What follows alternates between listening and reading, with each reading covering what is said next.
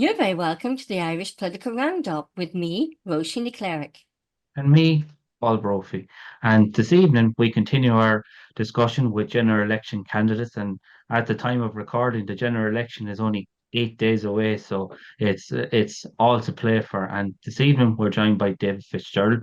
David Fitzgerald is one of three candidates running for Fine Gael in this coming general election. David has been a public representative since 2009, when he was first elected to the now abolished Kilkenny Borough Council. In 2012, he was co-opted onto Kilkenny County Council, replacing Betty Manning. And in 2014, he retained his seat on Kilkenny County Council. David also was re-elected in 2019, and very recently, back in June, in the local elections, David was also re-elected to Kilkenny County Council, taking the second seat. David is a former mayor of Kilkenny, and he's also a former Cllirigh of Kilkenny County Council. And prior to entering politics, David was president of the Kilkenny Chamber of Commerce from 1999 to 2000. And now, as I mentioned at the very start, David is one of three candidates contesting the general election for Fine Gael this coming November. Of course, David is no stranger to contesting national elections. He was Fine Gael by-election candidate in 2015, and he was Dáil candidate in 2016. So, David, you're very welcome to the programme. Thanks for having me. I suppose, David, we'll start with the big issue that I'm sure is coming up on a lot of doors, is housing. Fine Gael, which you're a member of that party, and you're contesting the election for them, have been in government for 13 years. How would you assess their overall record when it comes to housing? Well, I think you have to start with where we started from. I mean, we started with a bankrupt country. We came into government in 2011 when the IMF were in control. The Troika, as it was known as at the time, were in control of our public finances. We had to sell a whole range of national assets in order to raise funds to pay the basic day-to-day costs of running the state, like pay the salaries of our public services, servants, etc.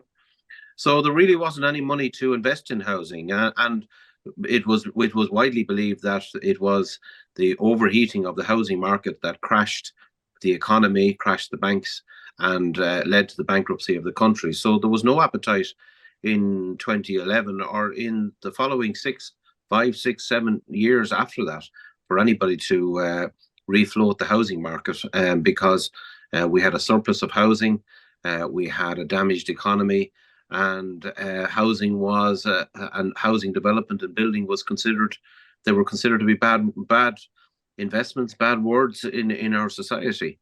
But what happened in some respects is a miracle, in that our economy recovered, and our the number of people in the country started to grow again. And so we found ourselves in 2015, 16, 17, suddenly the surplus houses we had were being filled, and we were actually starting to run out of houses. And it was at that stage that Simon Coveney, as the then Minister for the Environment with responsibility for housing, brought in a whole range of what they call housing activation measures to under what was known as Rebuilding Ireland scheme, to reactivate the housing market in order to deliver houses. Clearly, we've seen some extraordinary economic growth. We've seen huge growth in our population, and yes, housing is the big issue of this general election. Yeah, and it's generally accepted, David, that to meet demand, we're looking at having to build about 50,000. Now, that's the kind of the average that we're looking at. I know in your party's manifesto, you're committing to build 60,000 a year. Realistically, do we have the skilled workforce, skilled tradespeople to build those houses, David? I think we do. I think if you're looking at the numbers, that currently we hit about 33,000 houses last year, completed houses. We have over 40,000 housing starts currently underway. So the construction industry has already got into gear, and we're seeing greater capacity and greater delivery of housing. at the moment. Also, interestingly, Simon Harris, our now Taoiseach, in his role as Minister for Higher Education a couple of years ago, rebooted the whole apprenticeship schemes across the country, and we're seeing record investment in apprenticeships. We've seen an announcement in Kilkenny by the Kilkenny Carlow ETB. They're purchasing a large site, 15 acres on the edge of Kilkenny City, to build a training centre for apprentices. And that is to complement the existing facility in Purcell's Inch, which many people don't know exists, but there is a very significant training centre, which I've had the pleasure to be in Purcell's Inch. So we're seeing highly skilled tradespeople being trained on our doorsteps, and are then available to go into many sectors of the economy, including the construction sector. Yeah, well, that's all good and welcome, but for the here and the now, do we have enough to meet the demand, say, in the next 18 months?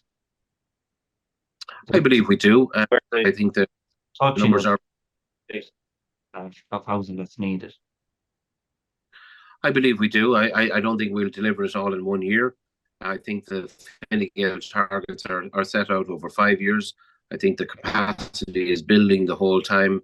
I think the reforms, for example, in the new planning legislation, it's the third largest bill ever to be passed by the Oireachtas.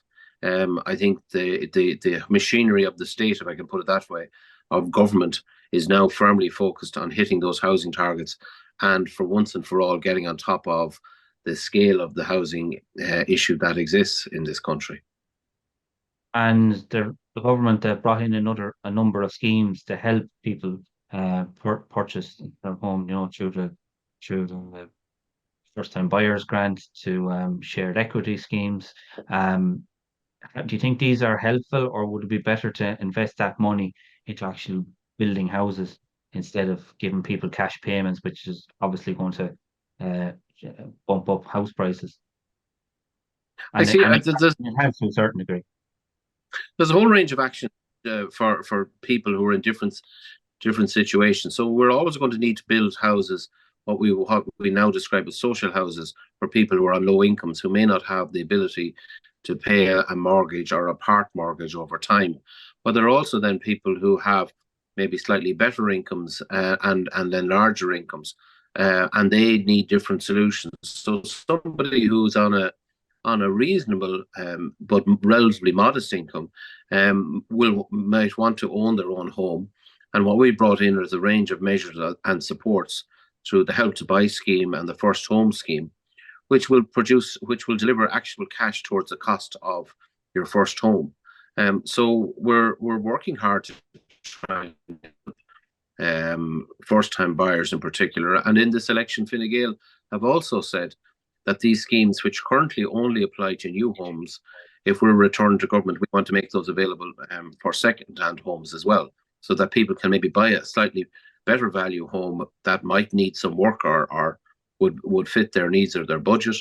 Or in one case where I canvassed the other day, somebody saw in a rural area that they wanted to buy, and they didn't want to have to buy a new home in a town. They wanted to buy it close to their parents, and they were frustrated that the current schemes didn't help them to do that. Well, if Fine Gael return to power, we will be helping that person to get onto the housing ladder. Yeah, that is important. And we'll also hear, David, from my last question on housing. We could probably, to be honest, it's such a big issue, we could do 3 or 4 programs on it. When we talk about we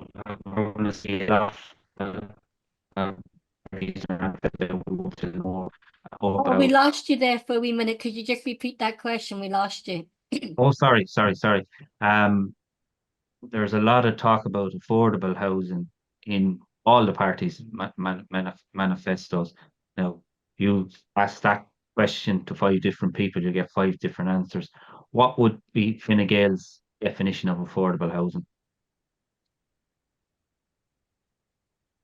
Well, one of the things that I have noticed in this campaign, are the number of young people who feel that they're excluded out of the housing market because of the affordability question. And we have people, the mortgage system has been geared for people who are on double income. So they either have, they're both working. But the question isn't being asked, for example, for people who have single incomes. They may not have a partner, or their partner may not be in the workforce for whatever reasons at this moment in time. So they're effectively precluded from buying their home. So I think the next government, whoever forms it, will have to deal with those people who are not currently being looked after within the system. Now, you asked the question, what is an affordable home? Well, an affordable home isn't defined on the basis of me giving you a number right now. It's based on the ability of people to have to pay a reasonable sum out of their income and have enough to live on and have a reasonable standard of living. I mean, nobody should find themselves having to have the vast majority of their income being used to simply fund a loan, and at the same time they themselves can't do the normal things like, have a car, travel if they so wish once in a while, and have a reasonable standard of living, and be able to pay their household bills with some degree of certainty from month to month. That's what afford. It's what leaves you with a reasonable standard of living after you've paid your loan back. So I think that isn't currently being resolved, and I think it's a challenge for the next government, and it's something that I very much would like to be part of that discussion. Yeah, because you did make a very good point there that the housing market, when you're applying for a loan, it is very much geared towards joint applications. So if you're a single person, it can certainly be a challenge to get your foot on the housing ladder. That's without a shadow of a doubt. But it is doable, it is doable. Like my son just bought his first property and his first home on his first on a single income. So it is doable, but our house price is just far too expensive, David. Do you see the housing market coming down? Do you see like where house prices are affordable? Because sometimes they're just not affordable to even people on two incomes. Yeah, and I think that's a fair point, Roisin, and I think that's a huge challenge. We are seeing record numbers of houses being built in Kilkenny, for example, at the moment, and you'll see the construction all around the city at the moment. And those houses are being bought and are being occupied. So clearly, people who are buying those houses are able to fund and finance them through the normal banking system. But we've also created a bank of last resort for people who cannot get normal mortgage finance through the mortgage market. So we're actively working to ensure that people can access and can secure their own home through a variety of different financial solutions for their particular needs. And we just need to make sure that there's a solution for everybody out there who wants a home or who wants to purchase a home, but also that there's a solution out there for anybody who needs a home, because we have been very good at delivering social housing across this city. 10 years ago, we had 3,600 people on our housing list. Today, that number has dropped to under 1,500. So we're making real progress. And that's real people in real homes and with real certainties about their future. But I'm not in any way complacent. I believe that we need to do an awful lot more to ensure that everybody has the same and equal chance of having a home. I remember the day I was elected Cllrigh, and I remember my words on that day. And what I said was, and I stand over them, in 2017, I said, it is unacceptable in this day and age that any child would have to put on their school uniform in a hotel or B&B bedroom. And that was the situation then. Thankfully, we have moved on significantly from that position in Kilkenny, but nationally, there are still too many children who are relying on emergency accommodation, and we need to redouble our efforts to find solutions for them. Yeah, exactly. And David, Carlow Kilkenny, it's a big constituency. You have urban centres, you have Carlow Kilkenny, places like Ferrybank in the south of the county, but there's still a large rural part to it. How would you assess the health of rural Carlow and Kilkenny right now, from what you've seen on the canvas trail? Well, that's a really interesting question, because what I've actually found is we've found an awful lot more, many more people at home during the daytime on this canvas than in any previous election in recent years. And the reason, I think, is because and the type of people we're meeting, let me add, are generally 30, 40, 50 something people who would normally, you would expect them to be out working. But what they're actually doing is they're working from home, because one of the unsung successes of the last few years has been the national broadband scheme, which means that people can now access broadband in their rural home to the same standard as you would get in an urban area. And so they can work very successfully from home while still being able to be around to collect the kids and do the family things and to be part of their community. It also means there's less commuting, there's less pressure on our transport system. So rural Ireland, if it's supported, and I include farmers and farming on that, if it's supported, I believe the rural Ireland is thriving and will continue to thrive. But we have to make sure that we keep producing quality food as we do here in Carlow Kilkenny, and we keep supporting our farmers through the different transition that we're going through to ensure that we decarbonise agriculture as we're decarbonising every other sector of the economy. Yeah, and I know I read in the Fine Gael manifesto that if returned to government, that you would seek to continue the nitrates derogation for our farmers. Farmers are finding a lot of these transitions challenging, David. And Roisin and I, we were at an IFA hostings for the European elections, and there was a lot of frustration out there. Yeah, well, look, I think it's important for people to understand what derogation means.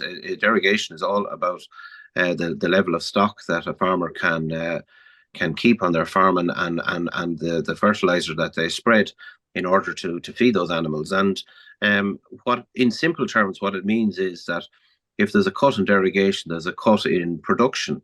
And if there's a cut in production, then there's a cut in the ability of the farmer to maintain a viable business.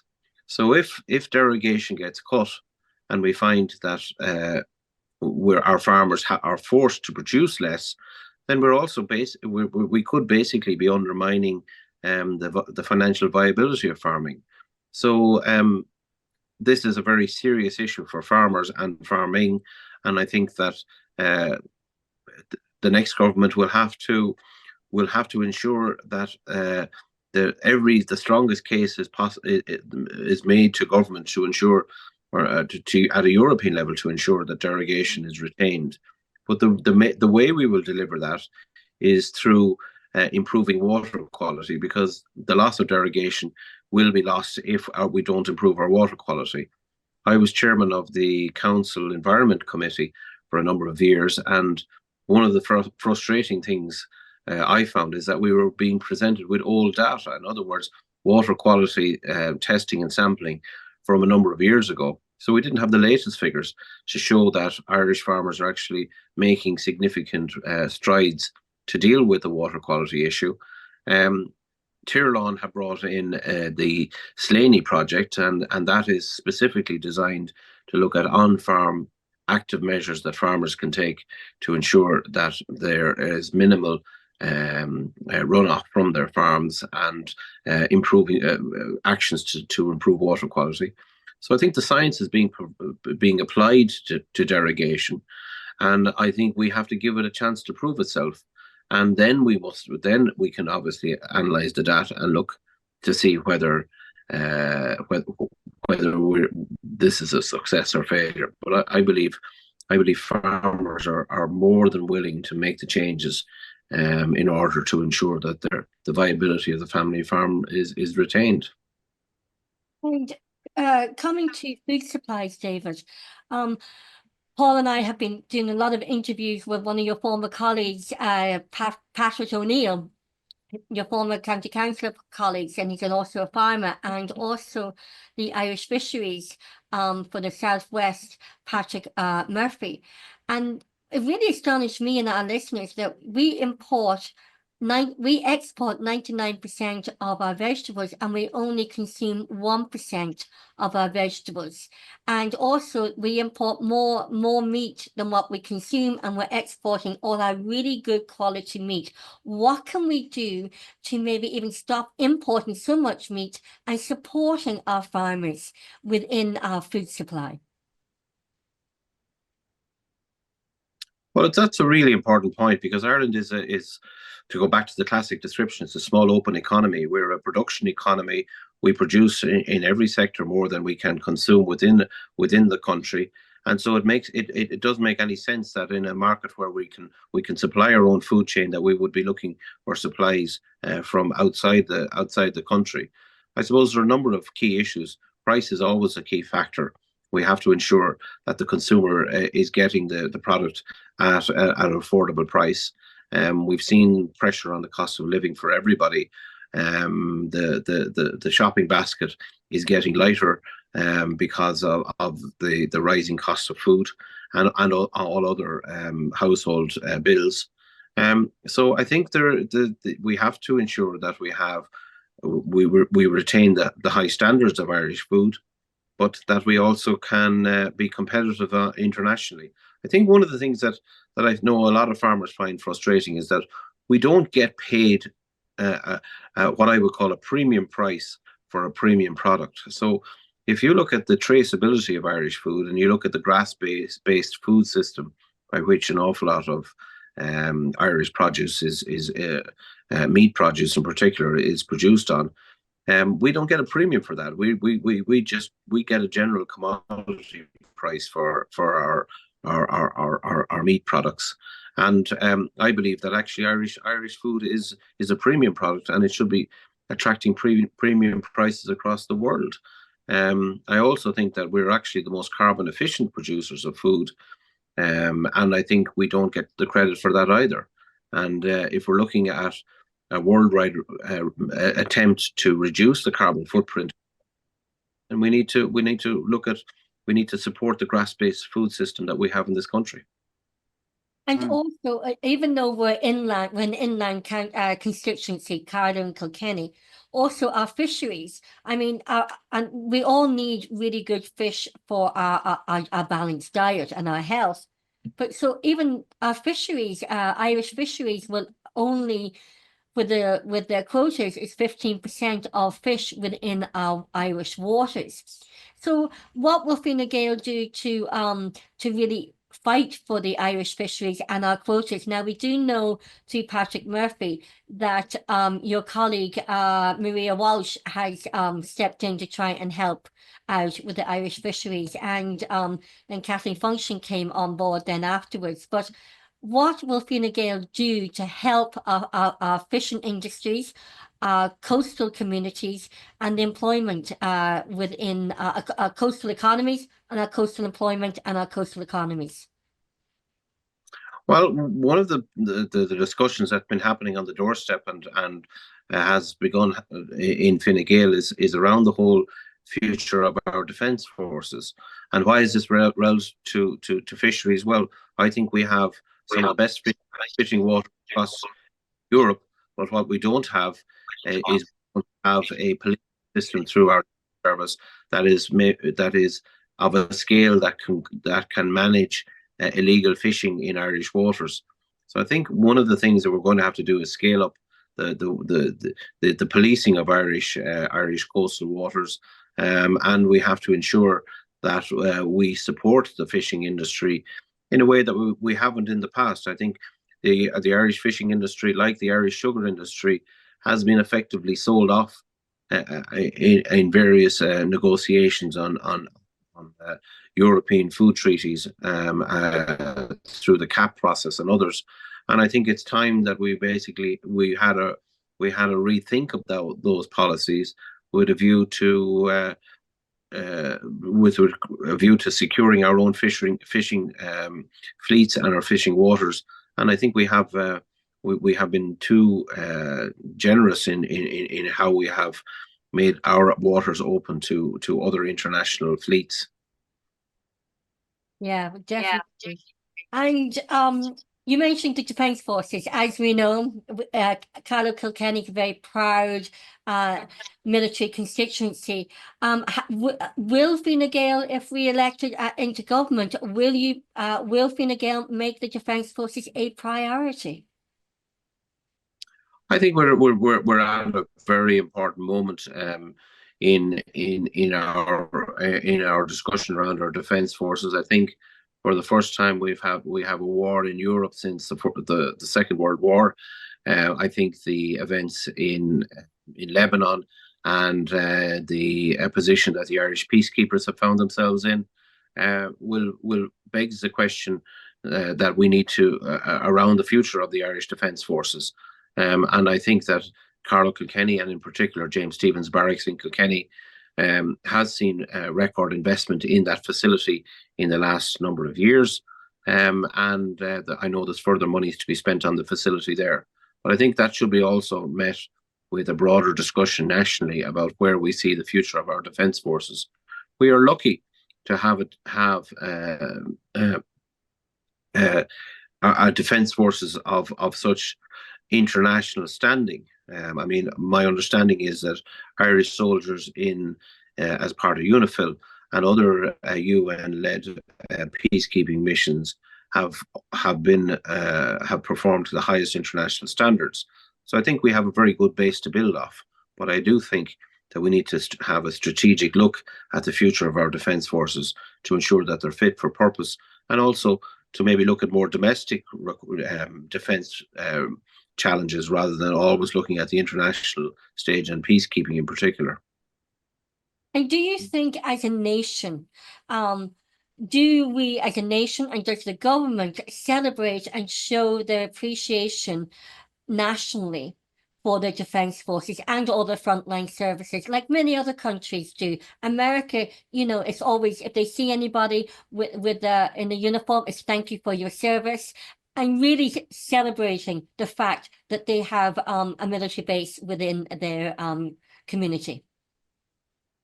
I suspect, Roisin, you're right. We don't celebrate our defence forces and our blue light services and our public servants in general. I think at times we take them all for granted that they'll be there for us. I think the riots in Dublin in this time last year, I think actually was an eye-opener for the Irish public in terms of their appreciation of the importance of having blue light services that are properly funded, properly trained, properly equipped. And I think we've been very lucky in this country to be able to call on so many top-class people to serve us, to protect us, to mind us, and to be there for us in our hour of needs. But I think we would be foolish to take that for granted for much longer. I think there's huge challenges around the housing, for example, of our public servants in Dublin, where we need our Gardaí, we need our teachers. And there are a few examples of where we got the balance wrong. I mean, I think the HSE is full of good people trying to do good work. But for example, I think that we have got the balance between the administration and the frontline services and the HSE. I think that's wrong. I think we're spending too much money on the administration and not enough money on the delivery of frontline services. So we have lots of things to celebrate, but we also have lots of challenges. Yeah, because there's an awful lot. We were talking in the beginning of the year with people, and it was like the frontline services are middle income earners. They were the living poor. They were the people who couldn't even afford to rent in Dublin or the big cities, or even buy a house with the middle income earners. And that goes for doctors. I know my daughter's a doctor, you know, and even she said she couldn't afford to rent a house on her own. And before she went to Australia to work over there in Melbourne, that she said that she couldn't even afford to stay. She went over there to pay off student fees. So do you think then as well, you mentioned the HSE, that we should be, like we send out an islands call during the COVID area, do you think we should send an islands call to all our professional medical staff, to our skilled workers, skilled workers from plumbers to electricians and everything, and bring them back and rebuild Ireland? Well, one of the interesting things about the numbers who've gone abroad is that they've been attracted to these countries because the Australians and the New Zealanders and in many other countries have recognised the standard of training which all our skilled workers, whether they be medical or in various professions or trades, that they are trained to the highest standards. The Australian government, for example, the Australian Police Force held an open day in Dublin a number of months ago, trying to recruit Irish Gardaí into the Australian Police Service because they recognise the standard of training of our Gardaí is to the best international standards, and that the young people that they have recruited have fitted in very well into their system. I have a little idea. It's not Fine Gael policy, but I have suggested it before, and I'd like to try and follow it up, and that is that we should actually send out the word across to all our young people that if you take up a job in Ireland on a 6 or 12-month contract, that we'll actually pay your travel costs home, and we'll bring home your luggage and yourself and your goods, and we'll pay for you to come back to Ireland, because I think sometimes it's important to send out the word that we want you back, and to also help them on that journey. So I'd like to see maybe a small scheme where people could apply for maybe €3,000 for their flights and their travel expenses to come back to Ireland, and basically ask them to come home. I think that would be very welcome. It would be a relatively modest cost to the state, but I think it will actually bring a lot of very talented young people back to Ireland, where they can make their future. But there also has to be where they can afford to come home. They can afford to work. They can afford to rent a home or buy a home, and they can afford to live on that. And jobs do you think then will Fine Gael then provide more job vacancies within, say, the medical profession, more job vacancies, more consultancies, schemes available to Irish medical staff? What we're seeing across the world, across Ireland, is actually a shortage of candidates for the many jobs that are available. I mean, take this week alone in Kilkenny, we had the Taoiseach Simon Harris in Kilkenny, along with the chief executive of Abbott, for the opening of the new Abbott plant. That's an 850 job plant, manufacturing facility, not a services facility, a manufacturing facility on the edge of Kilkenny. And speaking with the management at the opening, they said that they are recruiting successfully from all over the southeast, and that people are coming to Kilkenny in large numbers, and that they're pleased when they get here that there are homes to purchase and there are opportunities for them to make a life here in Kilkenny. So while we haven't got everything right, we haven't got everything wrong either. There are a lot of good stories out there. And we need to just keep building on that and ensure that we don't take our foot off the accelerator from the point of view of delivering of housing, but also the public services that support housing. Your medical school needs, variety of community facilities that families will expect to have here in Kilkenny. But really, do you think will the government provide more? You think for a young doctor, they have to do their internship, then they have to do their registrar for 2 years, and then they have to apply for schemes. Applying for schemes and getting on a scheme to become a consultant or get a place is like winning the lottery. And that's why an awful lot of them are going abroad to Australia, Canada, and America. Do you think there should be more opportunities within the medical profession? I know you mentioned the pharmaceutical manufacturing, but within the HSE, there should be more jobs made available for the doctors who are, and especially, as you said, we all know our doctors here are very well trained. The medical colleges and schools here in Ireland are with the highest standards, and keep our doctors and our nurses and medical staff here. Yeah, as I said to you earlier, I think we have got the balance wrong between within our health services and the HSE in terms of the administration versus the frontline services. And I think we should be making more money available into frontline services.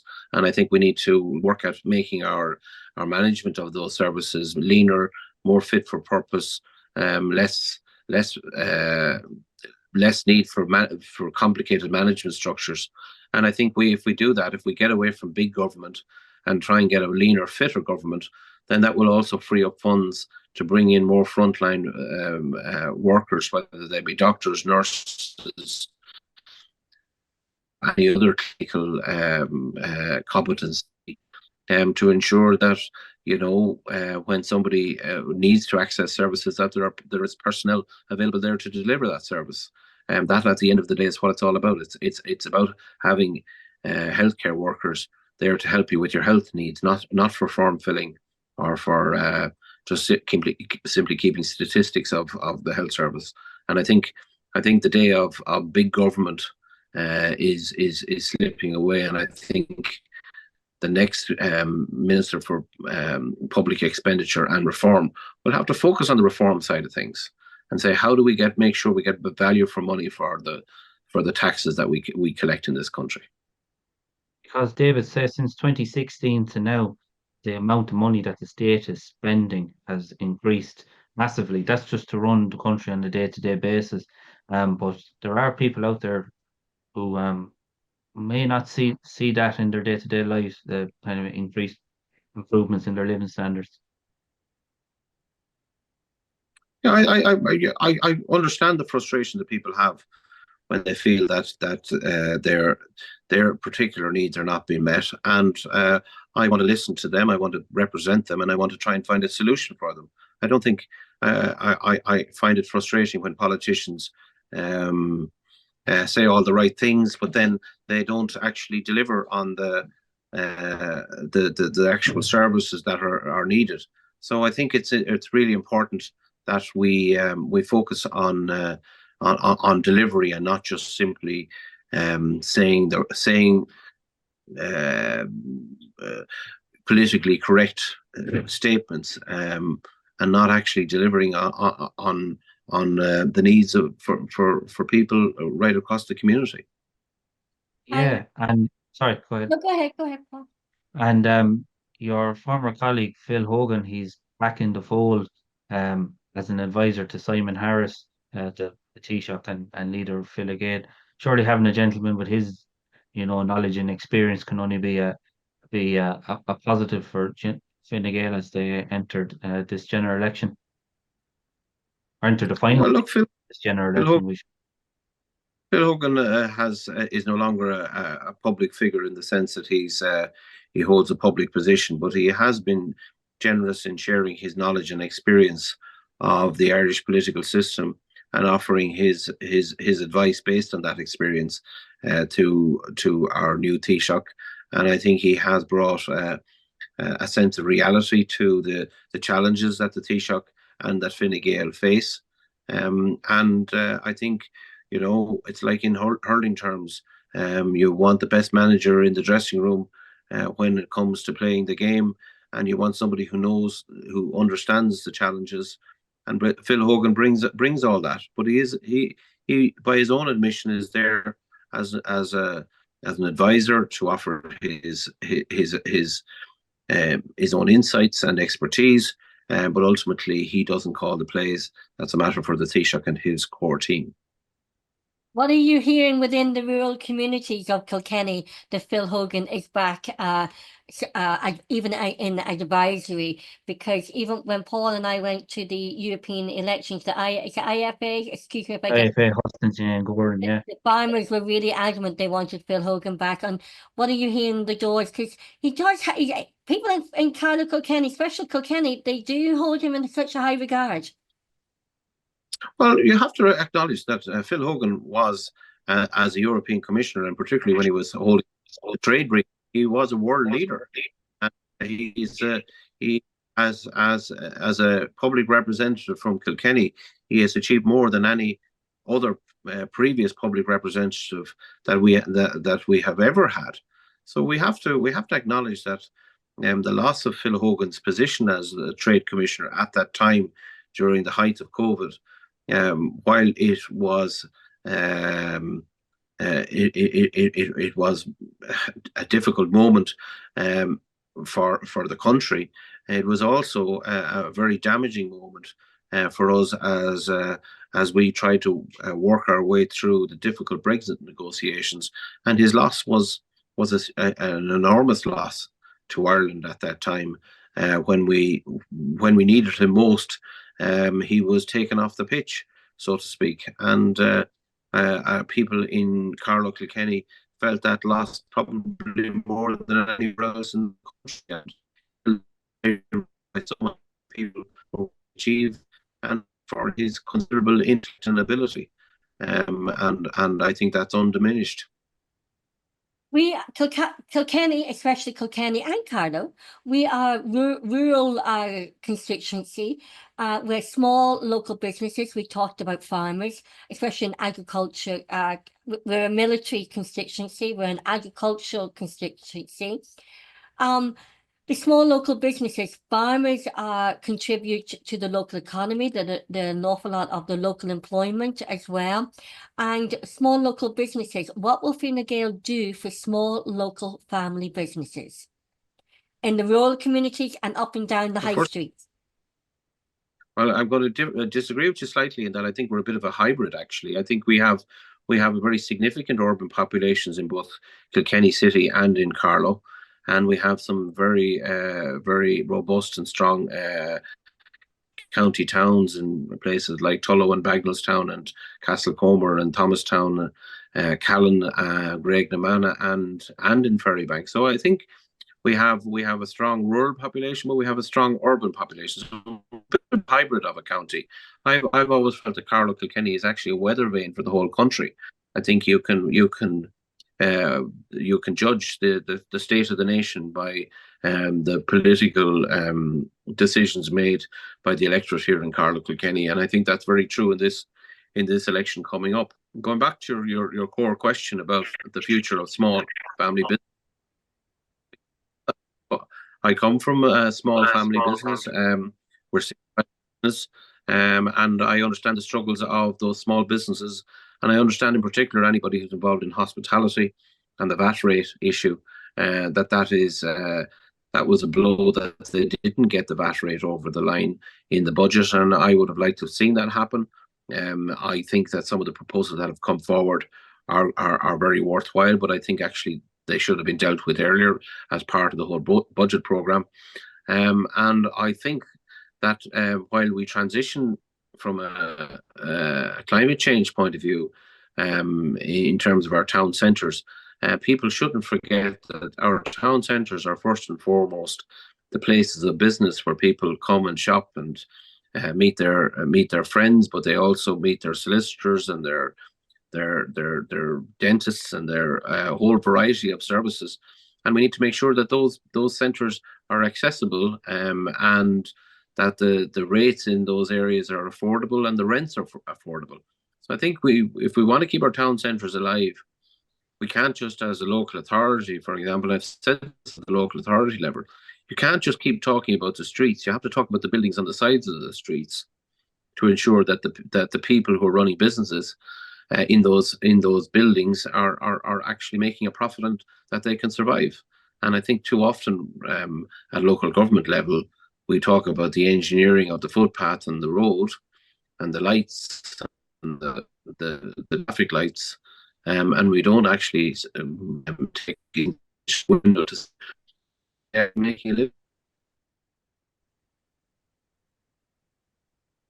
Are you there, Paul? Yeah,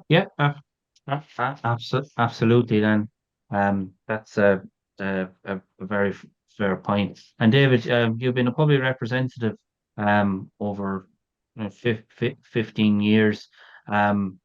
You've obviously, this is not your first general election. You've contested.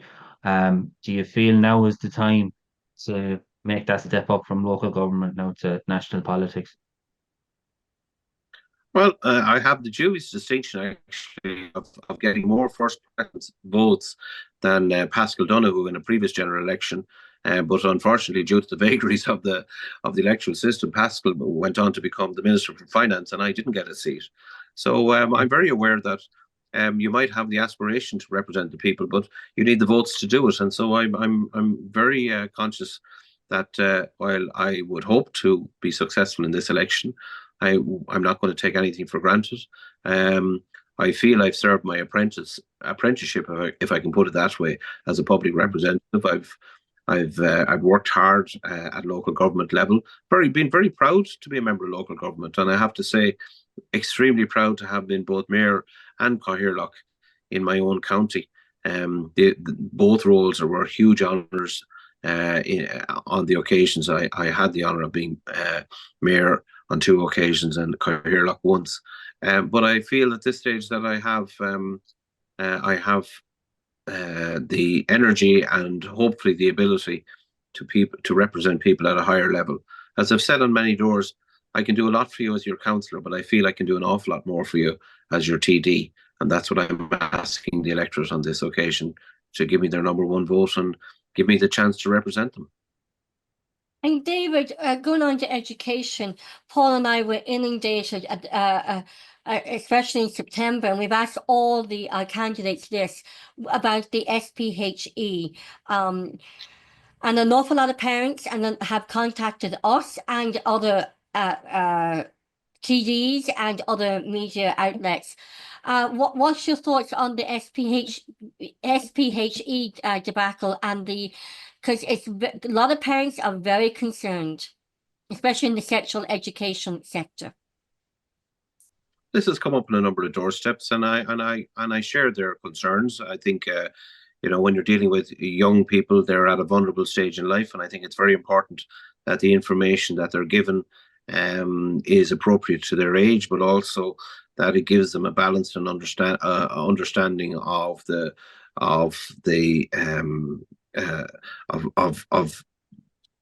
where they're at with life and the different challenges that life will bring. So I understand that, but I also, as a parent of 4 children, I'm also consistently surprised at the robustness of young people. They have access to information that wasn't there before, and they're not as unaware of the world I was there. I think that we have to give them a little bit of credit too. I think parents, by their very nature, all of us want to protect our children, but I also think sometimes the best way to protect them is to give them the information so that they judgment themselves rather than leave them in the dark about certain things. But I think that young for the explicit, we've got photographs of them here, which have been sent from the actual textbooks. And as parents are concerned, they are very explicit in visuals and the wording for young primary school children, and the parents have not been consented whether they wanted their children to have this information. Do you not find that a bit concerning? Well, it's like most things that have come up in the curriculum. I mean, they don't just come out of nowhere. They're usually very well tested and very well thought through by officials within the Department of Education. So I don't believe that this is information that has just been put out there. I think there has been considerable thought put into it. Yes, there are elements of it which I know many parents are concerned about, and I share their concern in the sense that I don't want any inappropriate information being given to youngsters. But I do trust the education and the educators to be able to do it in a way that's balanced and appropriate, and that we can provide children with the certainty that information provides, and also in a way where they can get the information in a safe environment. I mean, there's so much information. Should the explicit visuals in the book, and if parents are in the outrage that they are, and the books are not allowed to be sent home so the parents don't see them, that's taken away parental control? Well, you And know, I that think is taking the parental control of their child's sexual education away from parents into the educational system. That's state control. That is very dangerous boundaries that's being broken. well, I think I agree that these are serious issues and they have to be taken seriously. And I think that it's appropriate for parents to have a forum in which that they can raise their concerns. I don't believe that any education which comes out from our education is in any way intended to be anything other than of help to the youngster, the young person that the information is being provided to. So I think parents, if they have concerns, I think they should be contacting. So we were Well- talking about the education that the parents, we didn't actually fully that you. So really, do you think then that it's okay with the explicit, and we'll leave it there on this question, it's okay with the explicit visuals and words and language within the books? In fairness, Roisin, I don't have the particular text in front of me that you're referring to, so I can't confirm what text you're referring to.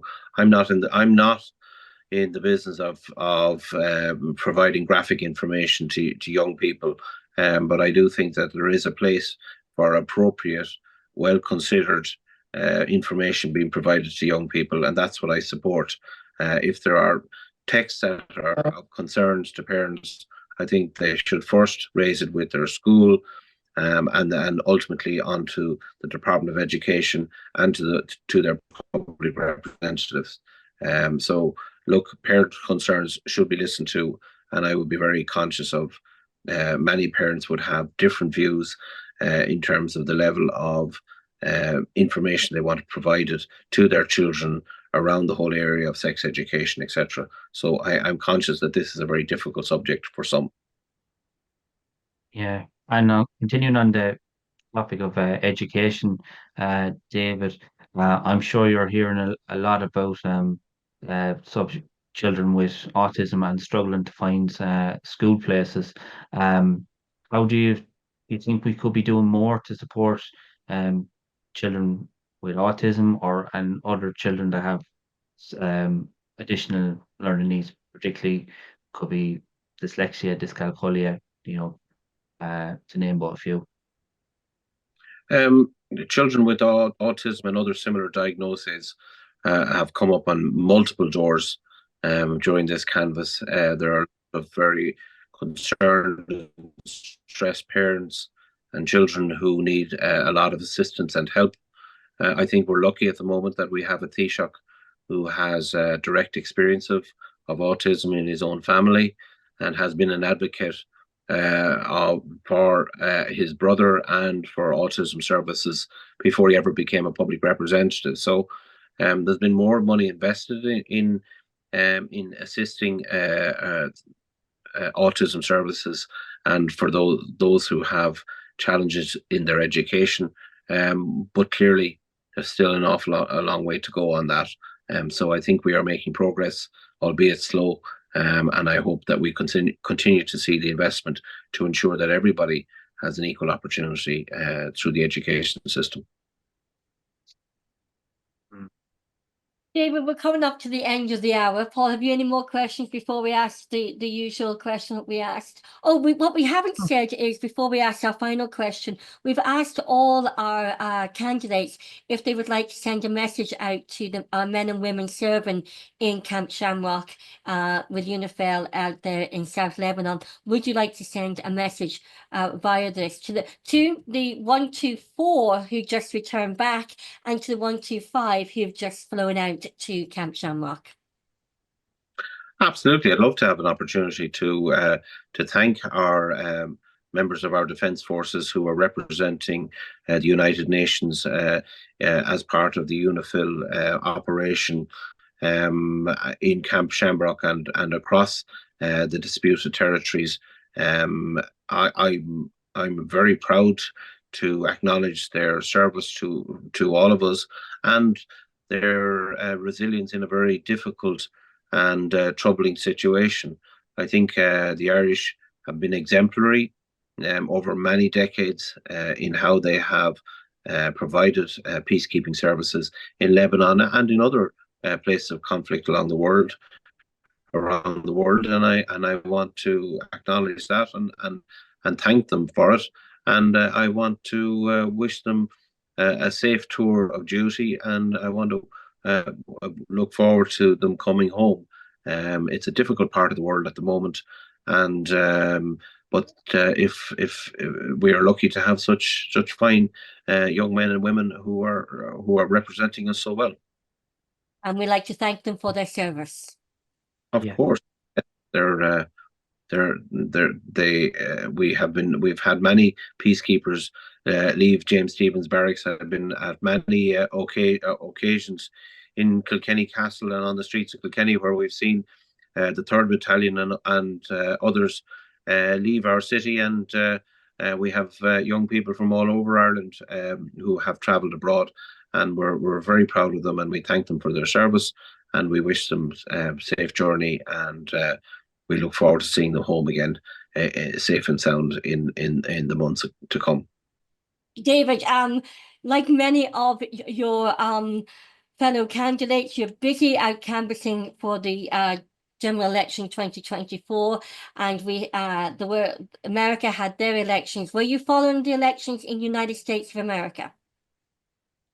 To some extent, although actually I was very busy with our own election, so I picked up bits of it along the way. Obviously, I heard about the result, and we have to respect democracy, and the American people have made their choice, and we wish them well with that choice, and we hope that we can continue to have a strong and positive relationship with America in the years to come, and in the new administration that's coming into office. The hour is nearly upon us, and normally around this time, where we give you, the candidate, the opportunity to speak to the electorate directly, to make your pitch, as they say. So take however long you need. Well, firstly, thank you to Roisin and to Paul for this kind invitation to be part of this podcast. It's been a very quick hour of conversation and discussion around a lot of very big issues. One of the things you learn when you go to canvass is that every door is unique and everybody's problem is unique to them. My challenge as a public representative has always been to try and provide representation to the people I meet in my daily work and when I'm out canvassing. I hope that I have represented people well to this date on my political journey. I feel that there's more road in front of me, and I hope that you will give me the opportunity to represent you, to fight for you, and to lay out my vision along with my colleagues of Ireland in the future. I believe that we have just passed the end of the first century of Irish independence, and we're now embarking on the second century of Irish independence. And I think this is a good moment to really ask the question of where we're going as a nation, what are our goals, our ambitions, and what are our challenges. I'm asking for your support, because I want to be part of that discussion, and I want to deliver solutions that will set Ireland on a positive course in the years ahead. It's been a great pleasure to be a representative to date, but on the 29th of November, I'm asking for your number one vote, or your best available preference, to elect me to represent you in Dáil Éireann, and to deliver, as I believe I have already as a councillor, to deliver for you as a member of our Oireachtas, and to help form and deliver solutions right across Ireland, and to set a new course for our country. David Fitzgerald, thank you so much for taking the time out of your canvassing and your busy day to come and talk to Paul and I on the Irish Political Roundup. Thank you so much, Roisin. Thanks, Paul. Thank you, David.